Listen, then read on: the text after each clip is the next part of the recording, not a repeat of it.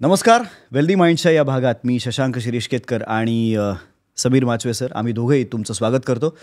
आपला पहिला भाग तुम्ही बघितला असेल मला खात्री आहे आणि तुम्हाला तो भाग कसा वाटला हे खालती कमेंट्समध्ये आम्हाला सांगाच. एका छोट्याशा उदाहरणाने मी या भागाची सुरुवात करतो. असं इमॅजिन करा की दोन माणसं आहेत आणि दोघांना सेम पगार मिळतो. पण महिन्याच्या शेवटी त्यातला जो पहिला माणूस आहे तो असं म्हणतो की यार हातात पैसाच उरत नाही, यार पैसाच नसतो माझ्याकडे. आणि जो दुसरा आहे तो म्हणतो की ओके एवढा पगार होता त्यातनं मी एवढे पैसे इन्व्हेस्ट केले आणि त्यातनं मी थोडेसे पैसे रिजनरेट केले आणि आता मी महिन्याच्या शेवटी तसा सुखी आहे. त्या दोघांपैकी बरोबर कोण आहे? अर्थात दुसरा. कारण ह्याच्यात पैसा महत्त्वाचा नाही आहे, त्यांचा माइंडसेट महत्त्वाचा आहे. तर या माइंडसेटवरच आपण आता समीर सरांशी बोलणार आहोत.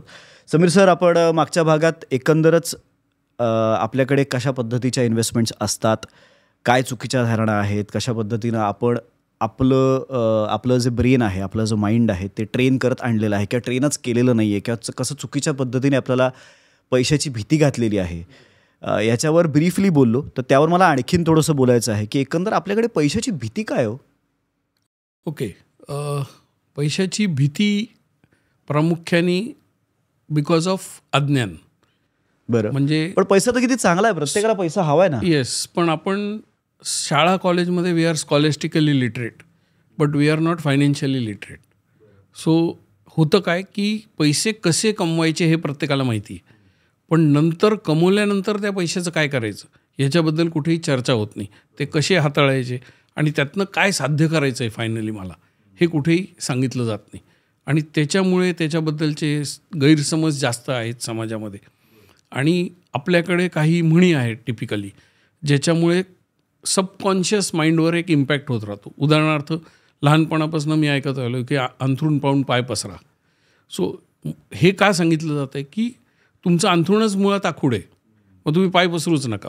ही कंडिशनिंग सातत्याने झाले. किंवा पैसे झाडावर लागत नाहीत. ह्याचा अर्थ काय की तुम्हाला खूप मेहनत करावी लागेल आणि खूप हार्डवर्क केला तरच पैसे मिळणार आहेत, त्यामुळे ते सांभाळा. हे सगळं बॅकग्राऊंड म्युझिक आहे. किंवा टिपिकली लोक जे म्हणतात की समाधानी राहा, उतू नका मातू नका, जास्त पैसे करू नका, पैशामुळे तुम्ही बिघडाल. किंवा तुमच्याच इंडस्ट्रीचं आपण उदाहरण. आणि ही धारणा आहेच आपल्याकडे की पैसा हातात आला की आपल्याला अगदी माझ्या कुटुंबात म्हणा किंवा अगदी नातेवाईकांकडे सुद्धा हे अनेकदा मला ऐकायला मिळालेलं आहे की चला शिक्षण पूर्ण झालं, नोकरी लागली आणि पुढची जवळपास 40 वर्ष त्याच नोकरीत आणि मग तिकडनं पुढे जाऊन ते रिटायरमेंट आणि मग रिटायरमेंट साजरी करतात. तर ह्याचंच त्यांना इतकं छान वाटतं की माझं सगळं जसं आजोबांनी पणजोबांनी डिझाईन केलं होतं त्यांचं साधारण तसंच माझंही आयुष्य झालं आणि मी आता सुखी आहे, समाधानी आहे. आणि ही मुळात खूप सब्जेक्टिव्ह गोष्ट आहे की समाधान कशाला म्हणायचं, सुख कशाला म्हणायचं, किती पैसा म्हणजे आपल्याकडे चांगला सस्टेन करण्या इतपत पैसा आहे हे म्हटलं तर सब्जेक्टिव्ह आहे. पण जो आपला महत्त्वाचा विषय आहे त्याच्याकडे जाताना की जर पैसा तुमचाच पैसा ऑफिशियल चांगल्या पद्धतीने वाढणार असेल तर मग तो का वाढू द्यायचा नाही, तो नुसताच ठेवायचा. कारण आपल्याकडे ह्याच धारणा आहेत की एवढी केली आणि ते राहिलं, बँकेत तसंच आहे, सोनं थोडंसं घेतलेलं आहे ते तसंच आहे, जमीन घेतली ते तशीच आहे. तर आता मला एक ब्रीफली तुम्हाला विचारायचं, इन्व्हेस्टमेंट्स ह्या कुठल्या कुठल्या प्रकारच्या असतात मुळात? ओके, कुठलाही माणूस 4 प्रकारचे इन्व्हेस्टमेंट्स करतो वेगवेगळ्या. ती बेसिक ॲसेट जो आहे तो आहे फिक्स्ड इन्कम इन्स्ट्रुमेंट. म्हणजे FD जी भारतीय लोकांची अत्यंत जिव्हाळ्याचा विषय आहे. फिक्स्ड डिपॉझिट ज्याच्यामध्ये एक फिक्स आपल्याला माहिती आहे की एवढं व्याज मला मिळणारच आहे. किंवा त्यातलाच दुसरा प्रकार आहे PPF, पब्लिक प्रॉव्हिडंट फंड. त्याच्यामध्ये आणि तत्सम मग योजना आहेत, सुकन्या समृद्धी योजना असेल किंवा असं कुठलाही प्रकार किंवा पोस्टात पैसे ठेवणे जिथे आपल्याला आगाऊ माहिती आहे की मला एवढं व्याज मिळणार आहे. So this is fixed income instrument. मग नेक्स्ट आहे सोनं किंवा चांदी, त्याला टेक्निकल भाषेत कमोडिटीज म्हणतात. किंवा आपल्याकडे ट्रॅडिशनली सोन्यामध्ये पैसे टाकायची आपल्याकडे एक पद्धत आहे, स्त्रीधन म्हणून आपण ते साठवतो. सो तिथे लोक पैसे टाकतात. नेक्स्ट आहे मग रिअल इस्टेट. मग रिअल इस्टेटमध्ये एक मूळ गुंतवणूक स्वतःचं घर, मग नंतर तुम्ही समजा प्रॉपर्टी घेतली, घर घेतलं ते भाड्याने दिलं किंवा दुकान घेतलं ते भाड्याने दिलं, म्हणजे रेंटल प्रॉपर्टी झाली. आणि त्यातलाच तिसरा प्रकार म्हणजे लँड, की लँड घेतली आणि मग you wait for the appreciation and मग यू कॅन एक्झिट. सो हे झालं रिअल इस्टेट. आणि मग चौथं जे आहे ते स्टॉक मार्केट किंवा इक्विटी मार्केट. मग त्याच्यामध्ये 2 पद्धतीने गुंतवणूक करता येते. एक डायरेक्ट म्हणजे तुम्ही जाऊन शेअर्स परचेस केले. आणि दुसरं इनडायरेक्ट म्हणजे तुम्ही एका म्युच्युअल फंडच्या माध्यमातून शेअर्स परचेस करताय. सो हे प्रामुख्याने 4 ॲसेट्स आहेत ज्याच्यामध्ये लोक कमवलेले पैसे इन्व्हेस्ट करतात. राईट. इक्विटीमधलं जे आहे, जे मी माझ्या बाबा तरुण असताना त्यांनी जे काय अनुभवलं ते, किंवा आजोबांकडनं, किंवा माझे एक काका होते, आता नाही आहेत, पण त्यांचं जे काय मी बघायचो ते भिंग लावून ते पेपरमध्ये बघायचे आणि मग ते पूर्वी ते तर ह्यामुळे एकंदर शेअर मार्केटबद्दलची भीती आहे का, की मी विकत घेतलं, म्हणजे आता मला जाऊन ते कोणाला तरी द्यायचं आहे की मी एवढी क्वांटिटी आज विकत घेतलेली आहे, त्याची मला आता तू विकत घेतल्याची रिसीट दे, मग आता मला परत विकायला जायचं आहे. तर जे तेव्हा फिजिकली करावं लागायचं आणि त्याच्यात खूप पेपरवर्क असायचं, म्हणून त्याच्याबद्दलची भीती होती. की शेअर मार्केटबद्दल भीती काय? ओके, सो मी असं म्हणेन की एक्झॅक्टली भीती नाही आहे, पण उदासीनता आहे. सो ती उदासीनता कुठून येते की प्रामुख्याने माझं जे सगळं प्रोग्रॅमिंग झालेलं आहे ते फक्त पैशासाठी काम करावं लागतं ह्याच धर्तीवर झालेलं आहे, की काम केल्याशिवाय पैसे मिळत नाही. सो काम करा मग पैसे मिळतील, काम करा मग पैसे मिळतील, असं सातत्याने आपल्याला जेनेटिक प्रोग्रॅमिंग झालेलं आहे. आता हे तर निश्चित आहे, यात काही चुकीचं नाही आहे की काम केल्यावर पैसे मिळतात, पण एकदा पैसे मिळाले की त्याला पण कामाला लावायचं हे कोण सांगेल? ह्याच्याबद्दल कुठेही चर्चा होईल. एक्झॅक्टली.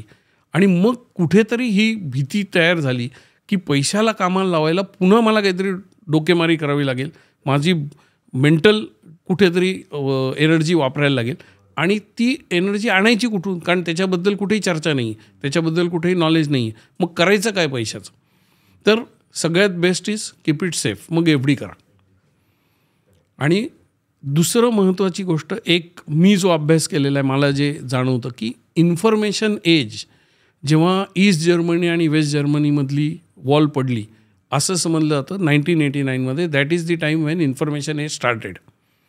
आणि आपण जर मोजलं तर इन्फॉर्मेशन एजमध्ये मानवजातीचं एजच मुळात कमी आहे. आपल्याला माहीत नाही की इन्फॉर्मेशनशी डील कसं करायचं. आता हे 4 ॲसेट्स आपण बोललो, fixed deposits, gold, silver, real estate आणि इक्विटी. आता जर आपण कम्पेअर केलं की एफ डी वर्सेस इक्विटी, तर एफ डीमध्ये तुम्हाला डेटा काय येतो, इन्फॉर्मेशन काय येते, रोज काहीच येत नाही बातमी त्याची. पण स्टॉक मार्केटच्या रोज बातम्या येतात, लोक टी व्ही समोर तासनतास बसतात. किंवा तुम्ही प्लॉट घेतला एखादा, तर तुम्ही इमॅजिन करा की एक प्लॉट तुम्ही ठाण्यामध्ये विकत घेतला आणि तुम्ही रोज जाऊन त्याच्या आजूबाजूला राहणाऱ्या लोकांना त्याचा भाव विचारताय की आज काय भाव आहे, आज काय भाव आहे. 10 दिवसात आजूबाजूचे लोक काय म्हणतील, ह्याचा काहीतरी परिणाम झालेला आहे. पण हीच गोष्ट लोक सातत्याने स्टॉक मार्केटमध्ये करतात रोज. हा वेडेपणा. कारण काय की तिथे ओव्हर इन्फॉर्मेशन आहे. आणि मुळात आपल्याला ॲज अ ह्युमन स्पीशीज हेच माहीत नाही की इन्फॉर्मेशनचं करायचं काय. अँड वी थिंक, हा ट्रॅप आहे मेंटल, जो माझा अनुभव सांगतो की we think that every time मला काही इन्फॉर्मेशन मिळाली तर मला त्याच्यावर ॲक्शन घ्यायची. ह्या डोमेनमध्ये, या सिंड्रोममध्ये आपण जगतो आहे की इन्फॉर्मेशन आली ना काहीतरी करा. आज काहीतरी शेअर एखादा पडला, मेरे को कुछ तो करना है उसका, एक तर मी विकत घेईन नाही तर विकून टाकीन. आणि ती इतकी ओव्हर इन्फॉर्मेशन आहे आणि ती हँडल करण्याची कुवत नाही आहे. त्यामुळे लोक ह्या ओव्हर इन्फॉर्मेशनला घाबरून त्या ॲसेटच्या वाटी जात नाही. सेम रिअल इस्टेटमध्ये तुम्हाला इन्फॉर्मेशनच मिळत नाही की आज काय भाव आहे, काल काय होता, आणि भाव वर जातो आहे का खाली जातो आहे, तर तुम्ही गप गुमान 20-25 वर्ष त्या प्लॉटवर बसून राहता. That is how wealth is created. Same treatment तुम्ही इक्विटीला द्या, 20-25 वर्ष त्याच्याकडे बघूच नका, ॲटोमॅटिक तुम्ही श्रीमंत व्हाल. The problem is what you do with the information you get. आणि ह्याच्याबद्दल शिक्षण नाही, याच्याबद्दल आपणही, म्हणजे मी असं दोष देणार नाही की फक्त शिक्षण संस्थाच are responsible, we ourselves are responsible. कारण आपण इन्फॉर्मल एज्युकेशनला व्हॅल्यू देत नाही. तुम्ही शाळेतनं घरी आले, कॉलेजमधनं घरी आल्यानंतर तुम्ही काय करता, तुम्ही कुठलं शिक्षण त्यावेळेस करता, that is very very important. आणि माझ्या एका रीलमध्ये मी हे सांगितलं आहे की लाईफमध्ये 2 प्रकारचे टाईम्स असतात, एक चांगली वेळ आणि एक वाईट वेळ, किंवा good time and bad time. Most of the people think that जेव्हा ते काम करतात, ऑफिसमध्ये असेल किंवा जो कोण त्यांचा नोकरीधंदा व्यवसाय असेल, that is a good time because त्यावेळेस ते पैसे जनरेट करतात. Unfortunately that is the bad time. The good time is your free time. आणि तो तुम्ही कसा घालवता ह्याच्यावरती अवलंबून आहे की तुमची लाईफ कशी finally it will roll out for you kind of. तुम्ही इतकं आत्ता विस्तृतपणे हे सांगितलं की आपल्याकडे दुर्दैवाने शिक्षणावरती तसा भर दिला जात नाही. म्हणूनच मी तुम्हाला अगदी तुमच्या पर्सनल आयुष्यातली एक गोष्ट आत्ता विचारणार, ती म्हणजे तुम्ही तुमच्या मुलीच्या शिक्षणाच्या बाबतीत ते खूप वेगळा इंटरेस्टिंग निर्णय घेतला होता. तर तो प्रेक्षकांना सांगितला तर मला असं वाटतं की आज तो ट्रेंड आहे. आणि म्हणजे 10वीपर्यंत शाळेतच घालायचं नाही, डायरेक्ट 10वीची परीक्षा द्यायला लावायची. पण हे आमच्या वेळेला काही लोकांनी सुरू केलं होतं. त्यामुळे आमच्या आईबाबांना असं झालं होतं की करूया का हे, पण ते जमलं नाही. समोर ते मला आत्ताही जमत नाही माझ्या मुलाच्या बाबतीत, कारण पुन्हा त्याच ट्रॅपमध्ये मी अडकलो की शाळा, 10वी, ग्रॅज्युएशन. पण हे हे कसं करावं, हे तुम्ही नेमकं काय केलं होतं? ओके, सो मला माझ्या स्वतःच्या एक्सपिरियन्सवरनं हे दिसलं की formal education is important but it is not sufficient. ते करायलाच पाहिजे. अनपढ राहून तर काही होणार नाही. पण आणि त्याची गरज पण आपल्याला त्या सर्टिफिकेटची गरज असते. पुढे नाही तर तुम्हाला ॲडमिशन्स मिळणार नाही आहेत सगळे. कुठेतरी आपण त्याला खूप जास्त सिग्निफिकन्स दिलं. बरं. की खूप भारी शाळा, म्हणजे आजकालची ट्रेंड कशी आहे, ॲज यू राईटली सेड, की मुलगा मुलगी जे काही आपलं अपत्य आहे ते भारी नसलं तरी शाळा भारी पाहिजे, अशी मानसिकता पालकांची अनफॉर्च्युनेटली झाली आहे. की फी मजबूत आणि मग ते मिरवायचं की माझा मुलगा या शाळेत जातो, माझा मुलगा त्या शाळेत. तर शिक्षणात काय शिकतो त्याच्याशी काही कर्तव्य नाही. So first thing is formal education घ्यायला पाहिजे. आणि खूप काही त्याच्यात मला वाटतं असं काही इम्पॉर्टन्स नाही आहे की पर्टिक्युलर एज्युकेशन घेतलं तरच तुमचं सक्सेस तुम्हाला मिळणार आहे, असं काहीच नाही. फर्स्ट सो प्रमाणात घ्या तुम्ही. सो माझ्या मुलीच्या बाबतीत मी काय केलं की तिला 10वीला 91% मार्क्स मिळाले, प्रिटी ब्राईट स्टुडंट. पण 11वी-12वीमध्ये जसं टिपिकली माझ्या त्यावेळेसचे तिच्या बरोबरचे जी मुलं होते त्यांचे पॅरेंट्स माझ्या बरोबर इंटरॅक्शन जेव्हा झालं की नाशिकमधलं बेस्ट कॉलेजेस ते शोधत होते. And I was looking for exactly the opposite. I was looking for the worst college. Now most people thought की ही मस्ट बी क्रेझी, की असं उलटं काय करतो आहे. So I put her into a college. माझ्या घराच्या जवळ अगदी वॉकिंग डिस्टन्सवर कॉलेज होतं. आणि तिला पहिलं इन्स्ट्रक्शन मी दिलं की ॲडमिशन घ्यायची पण कॉलेजला जायची गरज नाही. डायरेक्ट परीक्षेच्या दिवशी प्रकट दिन, पास तर पास, फेल तर फेल. तसंही कोणी बघणार नाही येते रिझल्ट. बिकॉज मला हे माहिती होतं की मी जेव्हा माझं समजा मला एखादा बिझनेस करायचा आहे किंवा मला घर घ्यायचं आहे, त्यावेळेस मला जो बँकर आहे जो मला पैसे देणार आहे त्या बिझनेससाठी किंवा घरासाठी, he is not looking at my marksheet. So doesn't matter की तुम्ही ए क्लास स्टुडंट आहात का बी क्लास स्टुडंट आहात. कारण इट वॉज व्हेरी क्लिअर की शिक्षण क्षेत्रामध्ये किंवा खूप शिक्षण घेऊन काही करिअर करायचं नाही. सो 11वी-12वीला हे झालं. अनेकदा मी आणि माझ्या वाईफनी प्रयत्न केला की तिने परीक्षेत फेल व्हावं. नॉर्मल आईबाप प्रयत्न करतात की चांगले मार्क मिळावे. पण त्या मागची मानसिकता काय होती, तर अर्ली लाईफमध्ये जर आपल्याला फेल्युअरची टेस्ट मिळाली तर नंतर जाऊन 5 कोटी तुम्ही इन्व्हेस्ट केले, मोठा धंदा केला आणि तिथं फटाका झाला तर त्याची कॉस्ट खूप मोठी आहे. इथे एखादा विषय राहिला तर ऑक्टोबरला परत देता येतो. जास्तीत जास्त काय होईल, एखादं वर्ष वाया जाईल. बट आज सायकॉलॉजी अशी झाली आहे की मार्क घ्या, मार्क घ्या, मार्क घ्या. आणि ते मार्क घेऊन काय करायचं, फायनली अजून एक ॲडमिशन, अजून जास्त पैसे खर्च. सो माझी मानसिकता, मी असं म्हणत नाही की इतर पॅरेंट्स चुकीचं करतायत, they have their own thought process. पण माझी थॉट प्रोसेस अशी होती की शाळेत जायचं नाही किंवा कॉलेजला जायचं नाही, मग काय करायचं, तर घरी बसून अभ्यास करणं. माझ्या घरात 450 पुस्तकं आहेत जे वेगवेगळ्या विषयांवरचे आहेत, सेल्फ हेल्प बुक्स आहेत, ते वाचा. किंवा मी तिला सांगितलं तुला हॅरी पॉटर आवडतं, हॅरी पॉटर वाच, काही पण वाच, पण वाच. आणि हे नॉलेज बेस तयार झाला. किंवा माझ्या कोणी मित्रमंडळी आहेत त्यांच्याकडे काही कार्यक्रम आहे, मग तिकडे जाऊन व्हॉलेंटरी वर्क करा. So focus was on street smartness rather than book smartness. Fortunately ती फेल झाली नाही. आणि 11वी-12वी झाल्यानंतर I put her into a simple course of BBA, bachelor of business management. आणि टेक्निकली म्हटलं तर आहे ग्रॅज्युएट, बरोबर. आणि नॉर्मल आईबाप जो पैसा शिक्षणामध्ये इन्व्हेस्ट करतात तो मी तिच्या नावाने त्यावेळेस इन्व्हेस्ट करायला सुरुवात केली. आणि मग मी अशी सिस्टीम बनवली की when she becomes 25 years of age, she should get a passive income of 50,000 to 60,000 per month. जे आज एखाद्या कंपनीत तुम्ही खूप उच्च शिक्षित इंजिनिअरिंग केलं आणि मग तुम्ही you end up in a company like Infosys और TCS और any good company, starting package किती असतं, 5 लाखाच्या आसपास असतं. That is 50,000 to 60,000 rupees per month. पण तिथे तुम्हाला 10 तास काम करायला लागतं. रोज 1-1.5 तास ट्रॅफिक तुडवत जा, ऑफिसमध्ये 8 तास बसा, काम करा आणि somebody else is controlling your remote. तो बटणं दाबेल बॉस तसं होईल. पण इथे हे सगळे पैसे काम करतायत आणि तिला जे करायचं ते वेगळं करूच एक्झॅक्टली. शकते. त्याच्यानंतर तुमच्याकडे 8 तास आहेत लाईफमध्ये. तुम्हाला काय करायचं आहे, जे तुम्हाला आवडतं ते तुम्ही करा. आणि then you are not working for money, the money is working for you. आणि याचा इम्पॅक्ट काय झाला की वयाच्या 23व्या वर्षी शी कुड जॉईन माय बिझनेस. तिथे मी तिला आता आज ग्रूम करू शकतो आहे. सिमिलरली तेच फॉर्म्युला मी वापरला की माझ्या जावयाचं पण जेव्हा त्यांचं आता लग्न झालं नाही पण एंगेजमेंट झाली, त्यालाही मी बिझनेसमध्ये घेतलेलं आहे. आणि त्या पद्धतीने आय एम फोकसिंग की you have to make the money work. तुम्ही काम कराच, पण तुम्ही काम केल्यानंतर पैशाला कामाला लावणं हे पण तुमचंच काम आहे. मी हा प्रश्न तुम्हाला याचसाठी विचारला, आपण आता त्या माइंडसेटकडे जातो आहे म्हणून म्हटलं की एक ही पिढी जी माझ्या वडिलांची पिढी आहे आणि आमची एक पिढी आहे ज्यांना हे शिक्षण मिळणं गरजेचं आहे आता, की तुम्ही जो शिक्षणावरती जो उगाच पैसा, उगाच असं म्हणणं फार हार्श होईल कदाचित, पण जो एक आपण जे पहिल्यापासून म्हणतोय की जी एक टिपिकल पद्धत आहे आपल्याकडे, हा खर्च करावाच लागतो तरच मुलगा आपला हुशार होतो.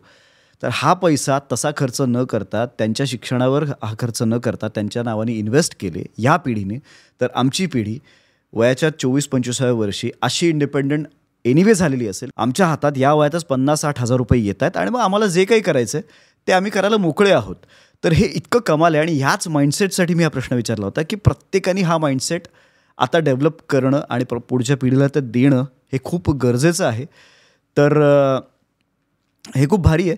पण आता मला फिंदास एक्झॅक्टली मग ह्या संदर्भात काय काम करतं अगदी आत्ताबरोबरचं सांगा, मग आणखीन आपण डेप्थमध्ये जाऊ. मग आता लोकांना तर कळलं की हे खूप गरजेचं आहे, नुसतं शिक्षण घेऊन उपयोगाचं नाही आहे, आपल्याला पैसा तर इन्व्हेस्ट करावा लागणार आहे. हातात जो काही पैसा आहे तो इन्व्हेस्ट फिंदासच्या माध्यमातून कसा करायचा. सो प्रत्येक माणूस जे पैसे कमवतोय ते काही कारणं आहेत त्याचे. एक प्रमुख कारण आहे की त्याला मुलांना शिक्षण द्यायचं आहे, त्याच्यानंतर मुलांचं लग्न करायचं आहे, मुलांना सेटल करायचं आहे. आणि मग एक गोष्ट जी कोणालाही टळत नाही ती म्हणजे रिटायरमेंट. एक वेळ तुम्ही मुलांना सांगू शकता की पळून जाऊन लग्न करा की माझ्याकडे पैसे नाही आहेत, पण रिटायरमेंटला कुठे पळून जाल. सो हे काही गोल्स आहेत जे फिक्स आपले असतात. सो फिंदासमध्ये आम्ही काय करतो की कमवलेल्या पैशाचं नियोजन करून देतो जेणेकरून हे सगळे गोल्स फुलफिल होतील. हे माझं प्रमुख काम आहे.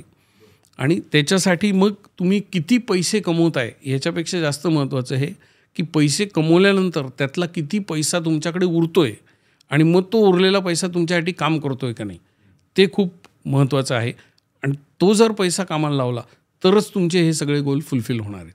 नाहीतर you will have to live a compromise life, जे कोणालाही नको आहे पण माहिती नाही आहे कसं हे डील करायचं. So that is the exact way in which फिंदास डील्स विथ दी क्लायंट. बरोबर आहे. आता मी माझंच जर उदाहरण तुमच्यासमोर ठेवलं तर तुम्ही मलाच एक सोप्या पद्धतीत सांगा की मी आज ॲक्टर आहे, गेली 12 वर्ष मी आता ॲक्टिंग क्षेत्रात काम करतो आहे, रिस्पेक्टेबल अमाऊंट्स कमवतो आहे. मला आता प्रोड्युसर व्हायचं असेल तर प्रोड्युसर होण्यासाठी काही कोटींमध्ये इन्व्हेस्टमेंट माझ्या हातात असणं आवश्यक आहे. तर आत्ताच्या वयाला आता माझ्याकडे नाही आहेत तेवढे पैसे, तर मी ते कसं जनरेट करू. सगळ्यात पहिलं यातला मी जो दुवा सांगेन की तुमच्या इंडस्ट्रीमध्ये स्पेसिफिकली जे मी बाहेरनं आत्तापर्यंत बघितलेलं आहे, तर इन्कम जास्त आहेत त्यामुळे खर्चही जास्त आहेत.